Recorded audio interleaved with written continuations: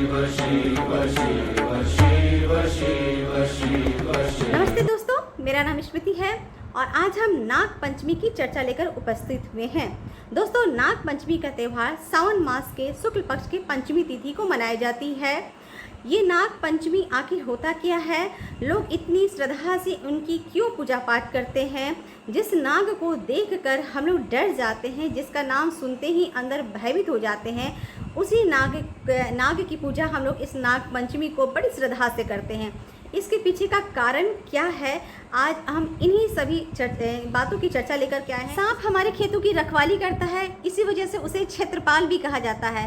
खेतों में कई प्रकार के छोटे जीव जंतु होते हैं, वो हमारे खेतों को बहुत ज़्यादा नुकसान करते हैं और सांप उन छोटे जीव जंतु जो भी हमारे खेतों को नुकसान कर रहे हैं, उनका वो सांप नुकसान करता है, यानी नाश करता है, जिसकी वजह से हमारे खेत सुरक्षित रहते हैं, खेत हरे भरे रहते हैं और उसमें अनाज उत्पन्न होते हैं, जिससे हमारा जीवन चलता है। नाग पंचमी के त्यौहार में एक पौराणिक कथा बताई गई है कि किसी नगर में एक सेठ रहा करते थे। उनके 7 पुत्र थे, 7 बेटे थे और 7 बहुएं थी। 7 बहुओं में से जो सबसे छोटी बहू थी, बहुत ही सुशील थी, संस्कारी थी, अच्छे स्वभाव की थी।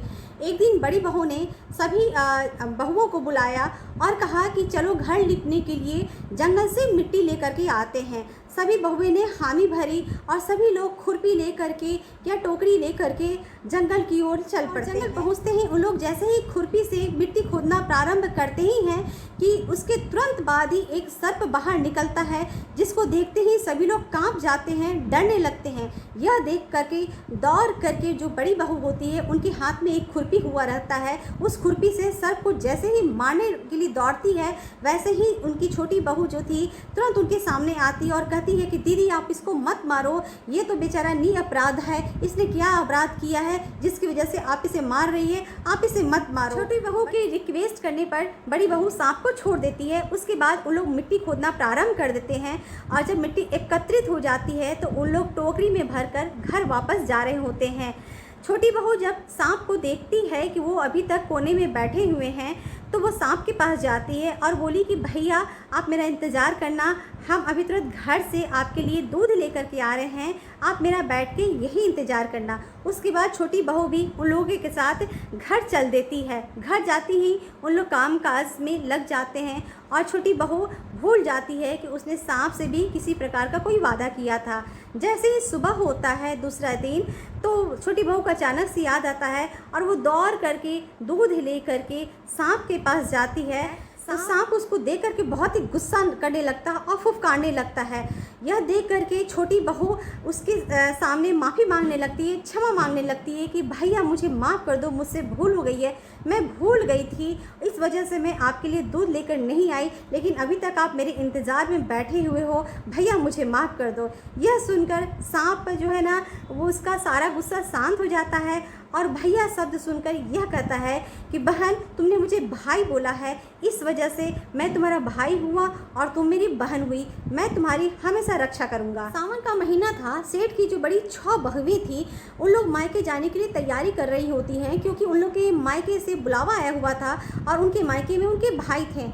छोटी बहू के कोई भी भाई नहीं थे, इस वजह से वो निराश होकर बैठी हुई थी, क्योंकि उनके मायके से किसी प्रकार का कोई भी बुलावा नहीं आता है। लेकिन कुछ समय के पश्चात से ही वो सर्प मनुष्य धारण करके उस सेठ के पास आता है और कहता है कि छोटी बहू की ओर इशारा करके कहता है कि ये हमारी बहन है, इसे आप मायके जाने दो, इसे मैं कुछ दिनों के बाद फिर वापस लेकर आ जाऊंगा। ही बड़ी बहू ने तपाक से बोला कि इसका तो कोई भी भाई नहीं था, फिर अचानक से तुम कहाँ से उत्पन्न हो गए? तो फिर उस मनुष्य ने कहा कि ये मेरी बहन ही है और मैं इसका भाई ही हूँ। जब मैं छोटा था तभी घर से बाहर निकल गया था और इस वजह से ये मुझे पहचान नहीं पा रही है या आप लोग मुझे पहचान नहीं पा रहे हैं। इस सावन के महीने में इसे मेरे साथ मायके ले जाने दें और मैं कुछ दिनों के पश्चात मैं इसे खुद लेकर आ जाऊंगा। उस व्यक्ति की बातों पर विश्वास करके सेठ जी ने अपनी बहू को विदा कर दिया। रास्ते में जब वो बहू मनुष्य के साथ जा रही होती है, तो वो मनुष्य वापस से सर्प का रूप धारण करता है और कहता है कि मैं वही सर्प हूँ जो तुम्हें खेत में मिला था, तुमने मेरी जान बचाई थी, मैं तुम्हारा भाई हूँ, मुझसे डरने की जरूरत नहीं है। यात्रा करने के बाद छोटी बहू नागलोक पहुँचती होती है उस नागलोक में उस सर्प के माता पिता भी थे और काफ़ी सारे छोटे छोटे सर्प भी थे। नागलोक में जब छोटी बहू ने ये देखा कि वहाँ पे काफ़ी सारे हीरे जवाहरात सोना चांदी मोती भरे पड़े हुए हैं, ये देखकर बहुत ज़्यादा आश्चर्यचकित हो जाती है। छोटी बहू वहाँ पे खुशी से रहने लगती है। वहाँ का एक नियम था कि जो सर्प की जो माँ थी, जो सांप की जो माँ थी, रोज़ एक बर्तन में दूध गर्म करती थी और वहाँ जो छोटे छोटे सांप रहा करते थे उस दूध को ठंडा करने के बाद घंटी बजाती थी और उस घंटी की आवाज़ सुनने के बाद ठंडे दूध को वो छोटे छोटे सांप पी लिया करते थे।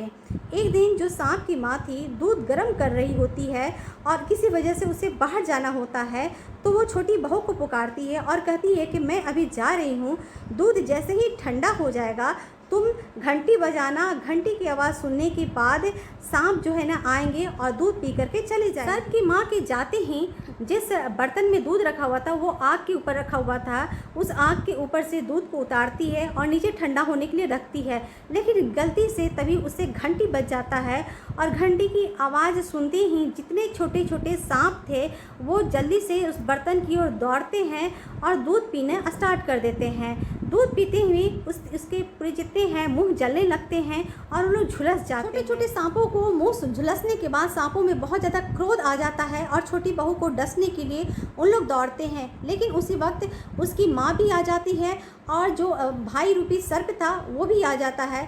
सर्प के समझाने के बाद छोटे छोटे सांपों का क्रोध शांत होता है। उस सर्प रूपी भाई ने छोटी बहू से ये कहा कि बहन तुम्हारे यहाँ रहते हुए काफ़ी दिन हो गए हैं, चलो मैं तुम्हारे ससुराल तुम्हें पहुंचा देता हूं।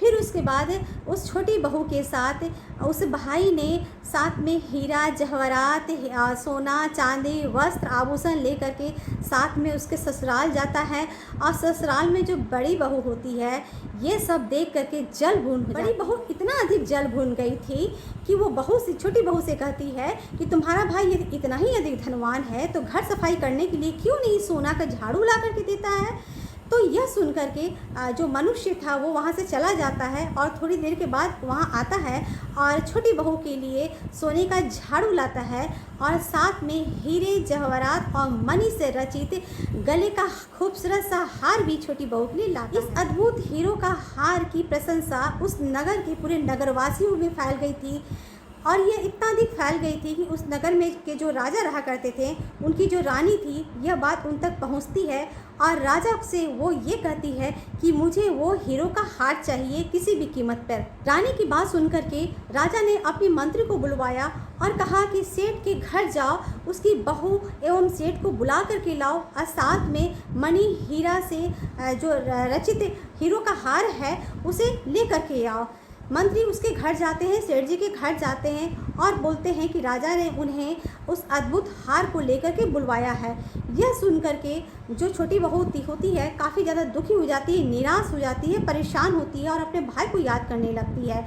तभी उसका भाई भी वहाँ उपस्थित होता है और सारी कथा जितनी कहानियाँ हैं वो छोटी बहू अपने भाई को बताती है। कहती है कि भाई तुम ऐसा करो कि सिर्फ जब ये मेरे गले में रहे तभी यह चमकता रहे और जैसे ही दूसरे गले में जाए वो सांप बन जाए।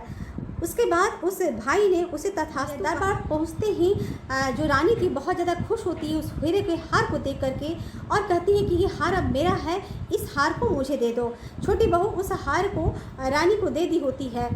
रानी जैसे ही उस हार को पहनती है वैसे ही वो हार सांप के रूप में परिवर्तित हो जाता है और रानी अचानक से डर जाती है और उस हार को फेंक देती है। यह देख करके राजा आग बबूला हो जाता और कहता है कि तुमने मेरे साथ धोखा किया है, तुम्हें मृत्यु दंड मिलेगा। छोटी बहू कहती है कि ये गले का हार ऐसा ही है, जब तक ये मेरे गले में रहेगा तब तक ये चमकेगा और जैसे ही ये दूसरे के गले में जाता है ये सांप बन जाएगा। तो फिर यह सुन करके राजा ने कहा कि तुम झूठ बोल रही हो, ये जो सांप जो नीचे पड़ा हुआ है इसको तुम अपने गले में डालो तब मैं मानूंगा। तो छोटी बहू ने उस सांप को जैसे ही गले में डाला वो वापस से मणि हीरा से रचित वो हीरो का अद्भुत हार बन गया।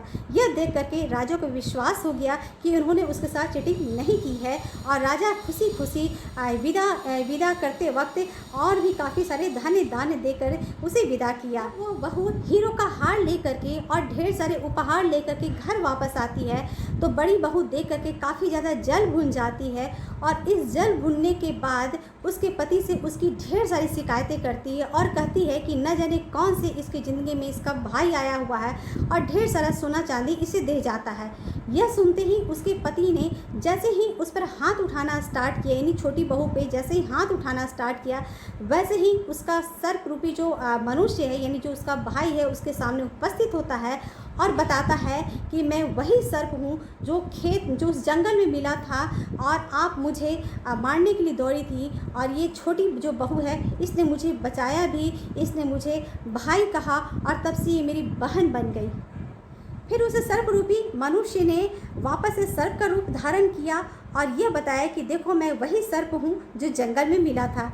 इसके बाद सभी लोग को विश्वास हो गया कि ये सर्प कोई भी बहुरूपिया नहीं है, ये वास्तव में इसका भाई है। दोस्तों, तभी से नागपंचमी मनाया जाने लगा और लोग नाग की श्रद्धा से पूजा करने लगे, उन्हें ठंडा दूध पिलाते हैं और अपने लिए मन्नतें मांगते हैं कि उनकी ज़िंदगी में भी धन धान्य से पूरी भरपूर ज़िंदगी हो, सुखमय ज़िंदगी हो। दोस्तों, सर्प को कभी भी नहीं मारना चाहिए, यह एक पाप कर्म होता है जिससे व्यक्ति को दोष भी लगता है। नाग पंचमी का त्यौहार श्रावण मास के शुक्ल पक्ष के पंचमी तिथि को मनाया जाता है। स्त्री हो या पुरुष सुबह सुबह स्नान करने के बाद विधिवत रूप से सांप की पूजा करते हैं, उन्हें ठंडा दूध पिलाते हैं और घर में भी ठंडा खाना खाते हैं। सांप जैसे जहरीले जीव जंतुओं को एक देव के रूप में स्वीकार करना, देव के रूप में पूरी दुनिया को बताना, ये हमारे पुराने ऋषि मुनियों एवं हमारे पूर्वजों का बहुत बड़ा योगदान है। भगवान शिव अपने गर्दन में हमेशा सर्प को लपेटे रहते हैं और विष्णु भगवान जी नागराज की सैया बना करके उसमें लेटे रहते हैं। सांप कोई साधारण जीव जंतु नहीं है। पुराने ज़माने में ऋषि मुनि एवं तपस्वी जब जंगल या पहाड़ियों में तपस्या किया करते थे, ध्यान मग्न होकर, एकाग्र होकर वो लोग ध्यान करते थे, योग करते थे, तो सांप उनके इर्द गिर्द आसपास ही रहा करते थे और उन लोगों को सांप डसते नहीं थे, उन लोगों को नुकसान नहीं पहुंचाते थे, क्योंकि सर्प उन्हीं को नुकसान पहुंचाते हैं जो उनको कष्ट देता है, जो उन्हें परेशान करता है। इसी के साथ दोस्तों अब हम विदा लेते हैं। आप लोग अपना ख्याल रखें। धन्यवाद। नमस्ते।